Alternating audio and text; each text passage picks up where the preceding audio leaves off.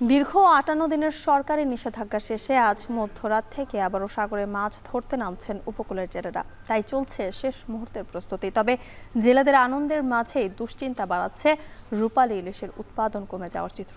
গত ২ বছরে দেশে ইলিশের উৎপাদন কমেছে ১২%-এরও বেশি, যার বড় প্রভাব পড়েছে উপকূলীয় জেলাগুলোতে। এ বিষয়ে আরও জানাতে বরগুনার বরৈতলা এলাকা থেকে যুক্ত হচ্ছেন সুজনা কোন। সুজন, বেশ দীর্ঘ একটা সময় পর জেলেরা প্রস্তুতি নিচ্ছেন মাছ ধরার, তাদের প্রস্তুতি নিয়ে আমাদের জানাবেন।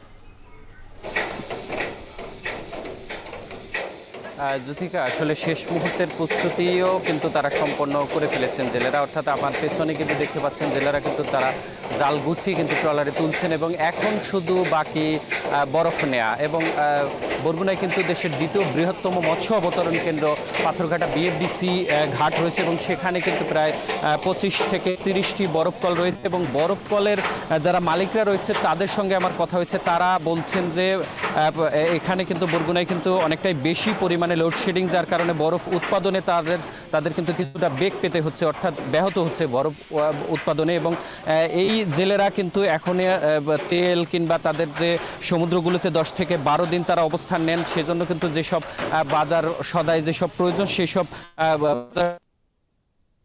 তারা কিন্তু আজকে মধ্যরাত থেকেই কিন্তু সমুদ্রে মাছ শিকারে যাবেন। এবং আপনাকে জানিয়ে রাখতে চাই, বরগুনায়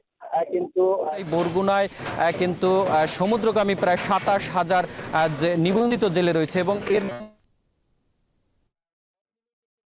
সমুদ্র মিলিয়ে কিন্তু বরগুনা জেলায় কিন্তু ১ লাখেরও উপরে মানুষ কিন্তু জেলে পেশার সঙ্গে জড়িত। এবং আরেকটি আশঙ্কার বিষয় কিন্তু মৎস্য বিভাগের যেই তথ্য বিশ্লেষণ করে যেমনটা আমরা জানতে পেরেছি যে গত ২ বছরে কিন্তু ১২.৫% বেশি কিন্তু ইলিশ উৎপাদন কমে গিয়েছে। এর মধ্যে কিন্তু বরিশাল বিভাগের মধ্যে কিন্তু বরগুনা, পটুয়াখালী এবং ভোলা এই ৩টি জেলায় কিন্তু আশঙ্কাজনক হারে কিন্তু ইলিশ উৎপাদন অনেকটাই কমেছে। এবং যারা বিশেষজ্ঞরা রয়েছে তারা কিন্তু বলছে যে শুধু মাছের উৎপাদনই কমেনি এবং মাছের সাইজও কিন্তু অনেকটাই পরিবর্তন এসেছে। এবং তারা আশঙ্কা করে বলেছেন যে সমুদ্রে যেসব মানব সৃষ্ট যেসব বিপদ রয়েছে সেগুলো মোকাবেলার জন্য কিন্তু এখনই পদক্ষেপ না নিলে কিন্তু এক সময় ইলিশ আহরণ কিন্তু অনেকটাই কমে যাবে। এবং তারা বলছেন যে এখানকার যারা জেলেরা রয়েছে তারাও কিন্তু অভিযোগ করেছে এই যে ৫৮ দিনের অবরোধ সেটি কতটা কার্যকর হবে সেটি কিন্তু নির্ভর করছে কিন্তু এই যে বাধা জাল কিংবা ট্রলিং জাহাজ, এই ট্রলিং জাহাজের বিরুদ্ধে কিন্তু এইসব জেলেরা কিন্তু বারবারই বলে আসছেন যে